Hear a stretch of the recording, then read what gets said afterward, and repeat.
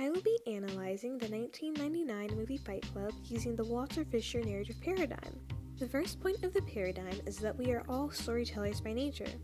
Our storyteller and narrator happens to be the main character, a character whose name we are not aware of, so for the sake of this video, we will call him narrator as if that is a real name.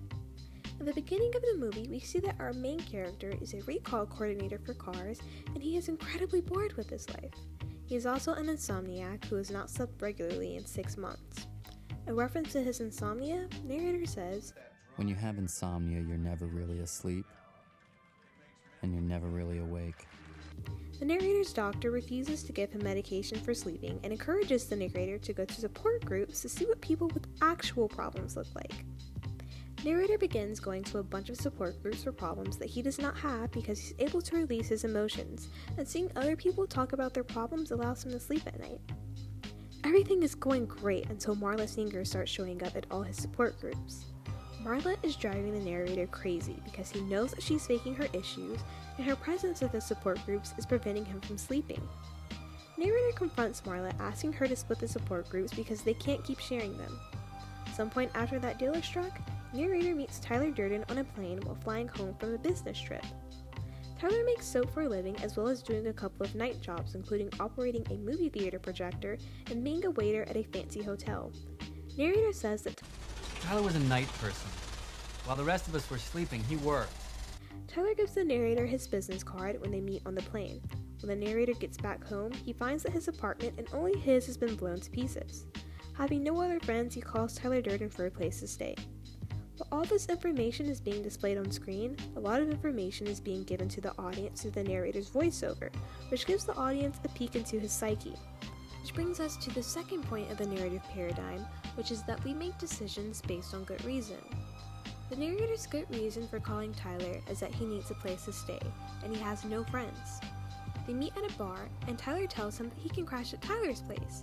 When they get outside, Tyler asks the narrator to hit him. They fight for a while before heading to Tyler's house, which is a super run-down and abandoned home which has no neighbors, barely functioning electricity, and slightly dirty water amongst other problems.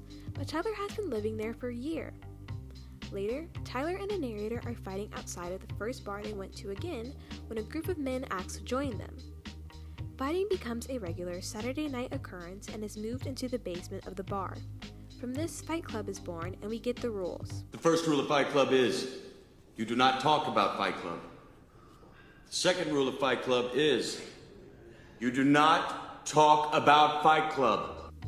The narrator's good reason for starting this Fight Club is that it helps him sleep so well that he doesn't have to go to support groups anymore. The narrator's good reason for hating Marla Singer is that Her lie reflected my lie. Speaking of good reason, the third point of the narrative paradigm is that good reason is based on background, culture, knowledge, values, and positionality. The narrator calling Tyler as opposed to family or friends is based on his background. The narrator reveals that his father left him when he was 6 and started another family.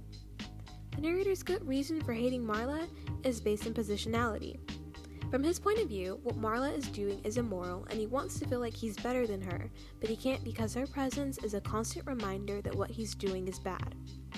The narrator's good reason for starting Fight Club is based on values, because he values his sleep, and he values that his chosen method for sleeping causes no real harm and that everyone is enjoying it. But what he doesn't know is that Tyler has turned Fight Club into Project Mayhem, which is a group made for destroying different things around the city. The narrator is not happy about the recklessness of Project Mayhem and their big plan to burn things to the ground. However, when the narrator goes to take up his complaints with Tyler, Tyler is nowhere to be found. Bringing us into the fourth area of the narrative paradigm, we connect to stories that ring true. When the narrator cannot find Tyler, he checks out all of Tyler's previous plane tickets, and the narrator travels to those places to see if he can catch Tyler. The narrator is flying all over the country, and each place he goes, there's another Fight Club for that city. The narrator says, I was living in a state of perpetual deja vu. Everywhere I went, I felt I'd already been there. At this point in the movie, audiences who are watching for the first time may be a little confused because there are elements or events that have occurred in the movie that do not quite add up. Like when the narrator was talking to his doctor about his insomnia, for a split second the outline of a person pops up behind the doctor. Or when the police are telling the narrator that his apartment was blown up using handmade dynamite, and Tyler, the homemade soap maker, tells the narrator, Just tell him you f***ing did it. Tell him you blew it all up. That's what he wants to hear. or how when Tyler starts seeing Marla, our narrator's nemesis, our narrator says that he's never seen them in the same room, and Tyler always makes him deliver messages to her. When the narrator tells Marla Tyler went away. Tyler's gone. when he can't find Tyler, Marla's disgusted. When the narrator and Marla are talking about her relationship with Tyler, he asks her, Sorry, do you hear this? Hear what? and she doesn't hear anything. When Tyler and narrator are speaking, Marla asks Tyler, Who are you talking to? even though she knows the narrator lives in the house. When the narrator is blackmailing his boss, he beats himself up effortlessly. Also, why is Tyler living in an abandoned house? As the audience, we relate to stories that ring true. For the most part, watching Fight Club, we were following along, not reading too much into those unusual elements throughout the film, but by the end of the movie, the audience is confused because things are not adding up. At this point, the story is no longer ringing true for us because it becomes so clear that something is wrong, and our objective becomes to make sense of all the strange occurrences. Which leads into point 5. The world is filled with stories. We must choose among them the best one for us. The movie is told completely from the perspective of the main character, which the audience learns is not exactly a good thing. As previously stated, our main character suffers from insomnia, but it isn't until the very end of the movie that we understand the degree to which he's been suffering. Turns out much of what the audience has been witnessing has been a false interpretation of the events, because Tyler Durden does not exist. Tyler Durden is merely a figment of the narrator's imagination, You are now firing a gun at your imaginary friend. but the narrator has been committing the actions that Tyler was doing this whole time. The narrator does not realize that he's Tyler until one of his Fight Club members calls him by that name. Tyler tells the narrator, We're looking for a way to change your life. You could not do this on your own. All the ways you wish you could be, that's me. I'm smart, capable, and most importantly, I'm free in all the ways that you are not. when the two men were fighting outside the bar, the narrator was only fighting himself. At the doctor's office, the figure behind the doctor was his first time imagining Tyler. Tyler told the narrator to tell the police that he blew up his own apartment because he actually did. The narrator never saw Marla and Tyler in the same room because Marla could not actually interact with Tyler. Only the narrator could. Marla does not hear the noise that the narrator is asking her about because Tyler is causing the noise, so only the narrator hears it.